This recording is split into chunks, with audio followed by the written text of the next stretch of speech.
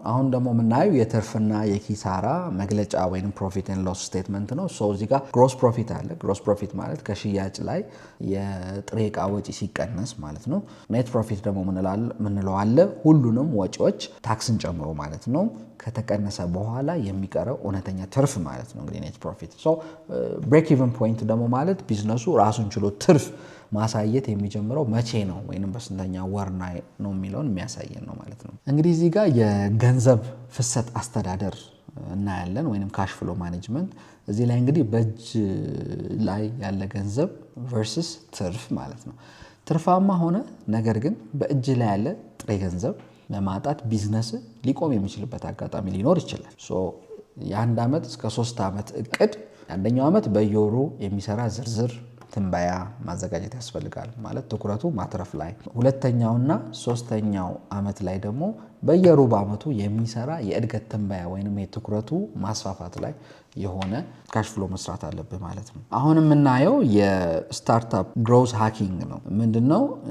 እስቲ ግሮዝ ሃኪንግ ራሱ ምን እንደሆነ ማይንድ ሴት ነው። ግሮዝ ሃኪንግ ለምሳሌ ከትራዲሽናል ማርኬቲንግ ጋር ያለውን ነገር ብናይ ባህላዊ ማርኬቲንግ ወይንም ቲቪ ቢልቦርድ መጠቀም ነው። ግሮዝ ሃኪንግ መካከል ያለው ልዩነት ይሄ ነው። የግሮዝ ሃኪንግ ባህሪ ምንድነው ብለን ስናይ ኤክስፐሪመንቴሽን ይበዛዋል።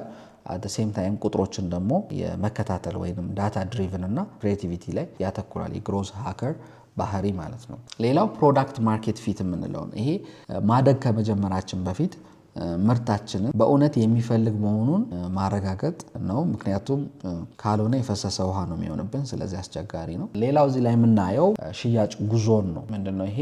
አንድን እንግዳ ሰው ወደ ቋሚ ደንበኛ የመቀየር 6 ደረጃዎችን ማየት እንችላለን ማለት ነው። ምንድነው? አንደኛው አዌርነስ ወይንም እውቅና የምንለው ነው።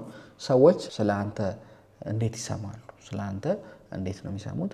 ሁለተኛ አኩዚሽን ወይንም ማግኘት ነው። ለመጀመሪያ ጊዜ እንግዲህ ወደ ዌብሳይታችን ሲመጡ ወይንም ወደ ቴሌግራም ሊሆን ይችላል እንዴት ነው የሚመጡት? እንዴት እንዲመጡ እናድርግ የሚለው እንዴት እናገኛቸው የሚለው ነው።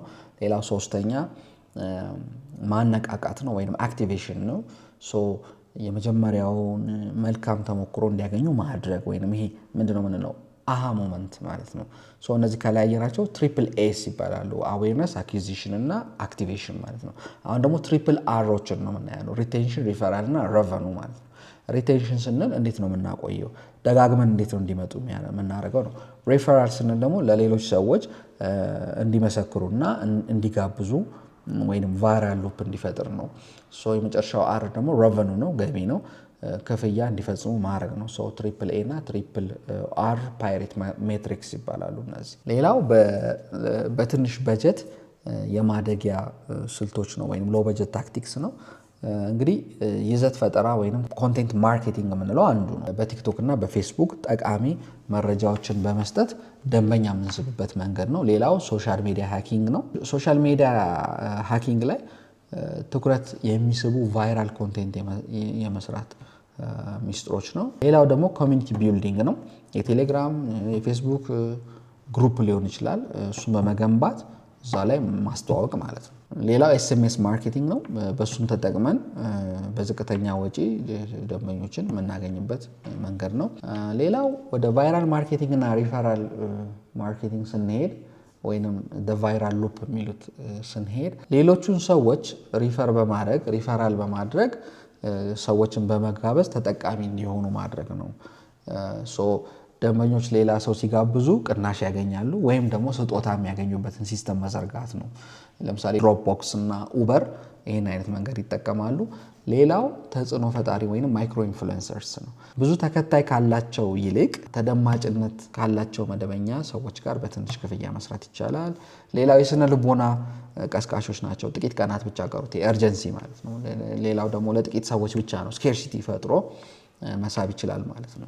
ሌላው መለካትና ማሻሻል ነው። እዚህ ጋር ያለብን ወይንም አናላይዝ እና ኦፕቲማይዝ እንዴት እንደምናደርግ ነው። ይሄ ኤቢ ቴስቲንግ የምንለው ነው። ለምሳሌ 2 አይነት ማስታወቂያ ሞክሮ የትኛው ይበልጥ ደንበኛ እንደሚያመጣ መለየት ነው። ሌላው ደግሞ ኬፒአይ ማስቀመጥ ነው። የትኛው ማስታወቂያ ነው የሚያዋጣው፣ የትኛው ነው ኮንቨርዥኑ ጥሩ የተሰራው የሚለው የምናይበት ነው። ደንበኛው የመጣው ከየት ነው የሚለው እንድናይ ይረዳናል። አውቶሜሽን የምንለው ደግሞ ስራዎችን በሶፍትዌር በመታገዝ ጊዜን የምንቆጥብበት መንገድ ነው። እንግዲህ እዚህ ጋር ፒች ዴክ ቅድም አንስተነዋል። እዚህ ጋር ሀሳቡን አጽንኦት ለመስጠት ነው።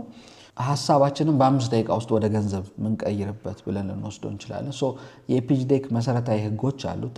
ኢሴንሻልስ የምንላቸው ነገሮች አሉ። ፒች ዴክ ላይ ራሱ ፒች ዴክ ማለት ቅድም እንዳወራ ነው ከ10 እስከ 12 ስላይድ የሆኑ በፓወርፖይንት አዘጋጅተን ለኢንቨስተሮች የምናቀርበው ነው። የ5 ደቂቃ ህግ ደግሞ የሰዎችን ትኩረት ሳያሰለቹ ለመያዝ የሚያስችሉ ስልቶችን በመጠቀም 5 ደቂቃ ውስጥ ማስቀመጥ ነው። 10 20 30 ደግሞ የምንለው ህግ አለ ፒች ዴክ ላይ ምንድነው? 10 ስላይድ 20 ደቂቃ ንግግርና በ30 ፎንት ሳይዝ ሳይበልጥ ሳያንስ ስላይዱ ላይ ማሳየት ማለት ነው። እንግዲህ የፒች ዴክ 10 ወሳኝ ስላይዶች ምን ይመስላሉ ስንል አንደኛው የመጀመሪያ ርዕሱ ዘሁክ ነው። በጣም ባይ ዘ ዌይ ይሄ ሚስብ መሆን አለበት ለኢንቨስተሮች። እዚህ ጋር እንግዲህ የድርጅቱ ስም ሎጎና አንድ መስመር የሚስብ ቃል ወይም ስሎጋን ወይም ሞቶ ወይም ታግላይን ተጠቅመን አትራክት እንዲያደርግ እንዲያስደነግጥ ከስሙ ጀምሮ ማድረግ አለብን። ሌላኛው ደግሞ ፕሮብሌሙ ነው። ሌላኛው ስላይድ ሁለተኛው ስላይድ ፕሮብሌሙ ነው። ፕሮብሌሙን ገበያው ላይ ያለው ትልቅ ህመም በታሪክ መልክ ማስቀመጥ ወይም ስቶሪ ቴሊንግ በምንለው መልክ ቢቀመጥ ጥሩ ነው። ሌላው ሶሉሽን ነው ወይም መፍትሄ ነው። ምንድነው እዚህ ላይ ያን ትምህርት ወይም አገልግሎት ያንን ችግር እንዴት እንደሚፈታው ማሳየት ነው እንግዲህ የሚሆነው ማለት ነው ሶስተኛው ስላይድ። ከዛ ወደ አራተኛው ስላይድ ስንሄድ የገበያ ስፋት ወይም ማርኬት ኦፖርቹኒቲ ምን ይመስላል የሚለውን ነው የምናየው። ስንት ደንበኞች አሉ፣ ገበያው በብር ሲሰላ ምን ያህል ነው የሚለው ማየት ይፈልጋል። ከዛ በኋላ አምስተኛው ስላይድ ቢዝነስ ሞዴል ነው። እንዴት ነው ገንዘብ የምትሰራው፣ በምን አይነት ሲስተም ነው ገንዘብ ሜክ የምታደርገው የሚለውን ሽያጭ የምታከናውነው የሚለው ማስቀመጥ ያስፈልጋል። ስድስተኛው ስላይድ ሚስጥራዊ ቅመም ልንለው እንችላለን ወይም ሴክሬት ሶስ ነው። ይሄ ምንድነው? አንተን ከሌሎች ልዩ የሚያደርግ ምንድነው? ዩኤስፒ ዩኒክ ሴሊንግ ፕሮፖዚሽን የምንለው ነው። ሰባተኛው ስላይድ ላይ ማርኬቲንግ እና ሽያጭ ደንበኞች እንዴት ነው የምታገኛቸው የሚለውን ማያሳየት ይፈልጋል። ስምንተኛው ስላይድ ላይ ተፎካካሪዎች ወይም ኮምፒቲሽኖችን ስለ ኮምፒቲተሮች ማሳየት ያስፈልጋል። ሌሎች እነማን አሉ በዚህ ኢንዱስትሪ ቢዝነስ ውስጥ፣ አንተስ በምን ትበልጣቸዋለህ፣ በምን ትሻላለህ የሚለውን የምታሳይበት ስላይድ ነው ማለት ነው። ዘጠነኛው ስላይድ ቡድኑ ስለ ቡድንህ ወይንም ስለ ቲምህ ነው። ይህንን ቢዝነስ ለማሳካት ብቁ የሆናችሁ ለምንድን ነው የሚለው ጥያቄ መመለስ አለበት። አስረኛውና የመጨረሻው ጥያቄ ነው ወይ ጥያቄ ኮል ቱ አክሽን ነው። ምን ያህል ገንዘብ ወይንም ድጋፍ ትፈልጋለህ፣ ለምንስ ታውለዋለህ የሚለውን የሚያሳይ ነው ማለት ነው። እዚህ ጋር እንግዲህ ዘ አርት ኦፍ ስቶሪ ቴሊንግ ላይ ታሪክ መናገር በጣም አስፈላጊ ነው። በቁጥሮች ብቻ ሳይሆን በሰው ህይወት ለውጥ ላይ ያተኮረ ታሪክ ማቅረብ አለብህ። በራስ መተማመን በጣም ወሳኝ ነው። የሰውነት ቋንቋ ወይንም ቦዲ ላንጉዌጅ እና የድምፅ አጠቃቀምን ቶናሊቲ በደንብ ማሰብ አለብህ። ሌላው ጥያቄና መልስ ከባለሀብቶች የሚመጡ አስቸጋሪ ጥያቄዎችን አስቀድሞ መዘጋጀት በጣም ያስፈልጋል። ምክንያቱም ኮንፊደንትሊ ለመመለስ ማለት ነው። ሌላው የዲዛይንና አቀራረብ ነው። ዲዛይንና ቪዥዋልስ ናቸው። ጥቂት ጽሁፍ ነው ማድረግ ያለብህ፣ ብዙ ምስል ነው ማድረግ ያለብህ። ያው ፒክቶራል አይምሮ ላይ ፕሮሰስ ለማድረግ በጣም ቀላል ስለሆነ ውስብስብ ስላልሆነ ፒክቶሪያል ምስል አሰልችም ስላልሆነ ፒክቶሪያልን መጠቀም አለበት። ስዕላዊ መሆን አለበት። ሌላው ቀላል መሆን አለበት። ግልጽና ቆንጆ የሆኑ የግራፊክስ አርቶችን መጠቀም አለበት። እንግዲህ ይህንን ለማየት ይህንን ለመተግበር ተግባራዊ ልምምድ ይሄ ሞክ ፒች የምንለውን ማድረግ ያስፈልጋል። በመስታወት ላይ ራስን እያየ ገምገም ነው። ከዛ አካባቢ ያሉ ሰዎችን እንደዚሁ አንድ ሁለት ሰዎች ላይ ፒች አድርገህ አስተያየት መቀበልና ማሻሻል ማስተካከል ነው። ሌላው ቲም ቢልዲንግ ላይ ነው። እንግዲህ ቲም ቢልዲንግ እንዴት ነው የምትሰራው ቢልድ የምታደርገው የሚለው ነው። እንዴት ነው ሰዎች የምታደራጀው ቡድኖች የምትመሰርተው ነው።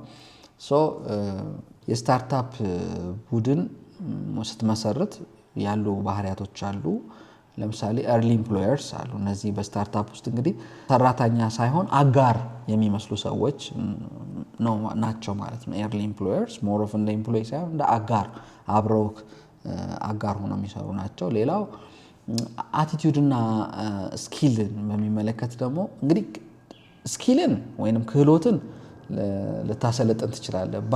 ባህሪ ግን አስቸጋሪ ነው አቲቲዩድ እና እሱ ላይ መለየት አለብህ። ሌላው ባለብዙ ሙያ ወይንም ይሄ ጀነራሊስትስ ቨርሰስ ስፔሻሊስትስ የሚለውን ሀሳብ በደንብ ማወቅ አለብህ። ምክንያቱም በመጀመሪያ ደረጃ ሁሉንም ነገር አቃፊ የሆኑ ሰራተኞች ናቸው የሚያስፈልጉ። ስታርታፕ ላይ ጀነራሊስት ያስፈልገዋል። በኋላ ነው እንግዲህ ስፔሻሊስቶችን የምትቀጥለው ማለት ነው። እዚህ ጋር እንግዲህ አሁን የምናየው የምርጥ ሰራተኞችን የመመልመል ጥበብ ወይንም ይሄ ሃየሪንግ ስትራቴጂዎች ነው። እዚህ ጋር እንግዲህ ምንድነው የስራ መደብ መግለጫ ላይ ወይንም ጆብ ዲስክሪፕሽን ላይ ሰዎችን የሚስብና የድርጅቱን ራዕይ የሚያሳይ ማስታወቂያ አዘገጃጀት ማወቅ አለብህ ማለት ነው። ሌላው ኢንተርቪው ነው። ኢንተርቪው ዘዴዎችን ማወቅ አለብህ። ቴክኒካል እውቀት ብቻ ሳይሆን ማየት ያለብህ ከካልቸራል ፊት ጋር እንዴ ተጣጥሟል አልተጣጣመም የሚለውንም ማየት ያስፈልጋል ማለት ነው። ከአንተ ካልቸር ከካምፓኒው ካልቸር ጋር። ሌላው ትራያል ፔሪድ ነው። እንግዲህ በቋሚነት ከመቅጠር በፊት ለጥቂት ቀናት ወይንም አይ ቲንክ እኛ ሀገር 60 ቀን ሆኗል። ከ45 ወደ 60 በተሞክሮ ጊዜ ማየት በጣም ያስፈልጋል። እዛ ላይ መወሰን አለብህ የሚሆንን እና ማይሆንም ይበጅና ማይበጅም ማለት ነው። ሌላው የባለቤትነት ስሜት መፍጠር ነው። እዚህ ላይ እንግዲህ ኢኩዊቲ ኤንድ ኮምፐንሴሽን በጣም ሮል አላቸው። ከደሞዝ በላይ ምን አለ? እንግዲህ በስታርታፕ ውስጥ በገንዘብ ብቻ ሰራተኛ ማቆየት አይቻልም። ስለዚህ ራዕይህን መሸጥ አለብህ። you have to sell your vision። ሌላው የባለቤትነት ድርሻ ወይንም ስቶክ ኦፕሽንስ ወይንም ኢኩዊቲስ ነው። እንግዲህ ሰራተኞች የድርጅቱ ባለቤት እንዲሆኑ በማድረግ በሂደት ማለት ነው ተክተው እንዲሰሩ ማድረግ ይቻላል ማለት ነው። ስለዚህ ይህም ቆንጆ አማራጭ ነው። ሌላ ጥቅማ ጥቅሞች ነው። ተለዋዋጭ የስራ ሰዓት ማድረግ፣ የስልጠና እድሎችን ማዘጋጀት፣ ምቹ የስራ አካባቢ መፍጠር በጣም ወሳኝ ነው። ሌላው ካምፓኒ ካልቸር። ካምፓኒ ካልቸር ስታብሊሽ ማድረግ የግድ ነው። ኮር ቫሊዩስ ካምፓኒ ካልቸር ላይ አንድ የምናየው ነገር ኮር ቫሊዩስ ነው። ምንድነው ይሄ? ድርጅቱ የሚመራባቸው ህጎች ናቸው። በቃ ምንም ኮምፕሮማይዝ ማያረጋቸው ህጎች ናቸው። ለምሳሌ ግልጽነት፣ ፈጣንነት፣ ታማኝነት ዲፋይን መደረግ አለባቸው። ሌላው ኮሚኒኬሽን ነው። ኮሚኒኬሽን ላይ እንግዲህ በቡድን አባላት መካከል ግጭቶች ሲፈጠሩ እንዴት መፍታት ይቻላል የሚለው ኮንፍሊክት ሪዞሉሽን ላይ በደንብ መታሰብ አለበት ማለት ነው። ለምን ኮንፍሊክት መጣ አይባልም። ምክንያቱም ስራ ላይ ስራ እስከተሰራ ድረስ መጋጨት ሊኖር ይችላል። ግልጽ የሆነ ኮንፍሊክት ሪዞሉሽን ሜቶዶችን ማስቀመጥ ያስፈልጋል። ሌላው ሊደርሺፕ ነው። ሊደርሺፕ ላይ እንግዲህ አለቃ ከመሆን መሪ መሆን በጣም የተሻለ ነው ብዬ አስባለሁ። ቡድንን ማነቃቃትና ማበረታታት፣ አብሮ መስራት በጣም ያስፈልጋል ማለት ነው። ሌላው ሰራተኞችን እንዴት ነው ማቆየት የሚቻለው የሚለውን ወይንም ሪቴንሽን ኤንድ ግሮዝ ስናይ የአፈጻጸም ግምገማ ወይንም ፊድባክ ያስፈልጋል። ሰራተኞች ጥንካሬያቸውና ድክመታቸውን የሚያውቁበት ቀጣይነት ያለው ውይይት ያስፈልጋል። ግልጽነት ያስፈልጋል። የእድገት መንገድ ደግሞ ሰራተኞች በድርጅት ውስጥ ወደፊት የት እንደሚደርሱ ማሳየት ያስፈልጋል። ብዙ ጊዜ አያለሁኝ በስራ ዙር አካባቢ ለምንድን ነው ኢንተርቪው በማደርግ ሰዓት ለምንድን ነው ወደዚህ መምጣት የፈለጋችሁት በምንላቸው ሰዓት ምን ይላሉ? በቃ እድገት የለም፣ ምንም ወደፊት እድገት አይታይም፣ እዛው አንድ ቦታ ስታክ የማድረግ ነገር ነው የሚታየው ይላሉ። ወደፊት የት መሄድ እንደሚደርስ ድርጅቱ እነሱም የት እንደሚደርሱ ማሳየት ተገቢ ነው። ሌላው ቲም ቦንዲንግ ነው። እንግዲህ ቲሙ በደንብ ቦንድ እንዲያደርግ ማድረግ ያስፈልጋል። ለምሳሌ ከስራ ውጭ የሚደረጉ ዝግጅቶች፣ የአንድነት ጊዜያቶች፣ ሪትሪት የምንላቸው ትልቅ ቡድኑ ለማጠናከር ሚና አላቸው። ሌላው ፕሮዳክት ማኔጅመንት ላይ የተወሰነ ነገር ማለት እፈልጋለሁኝ። ምንድነው እዚህ ጋር እንግዲህ አንድ ፕሮዳክት ማናጀር በቢዝነስ በቴክኖሎጂ በደንበኛ ፍላጎት መካከል እንግዲህ እንደ ድልድይ ሆኖ የሚያገለግል ነው ማለት ነው።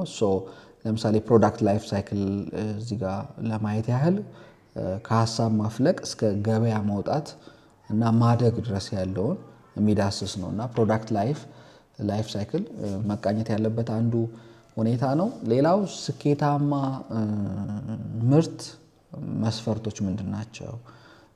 ጠቃሚነት ቫሉዌብል የምንለው አንዱ ነው። ሌላው ሊሰራ የሚችል ፊዚብል መሆኑ እና ለመጠቀም ቀላል የሆነ ወይንም ዩዜብል ወይንም ፍሬንድሊ የሆነ መሆን አለበት የሚለውን ሀሳብ እዚህ ጋር ለማንሳት ነው።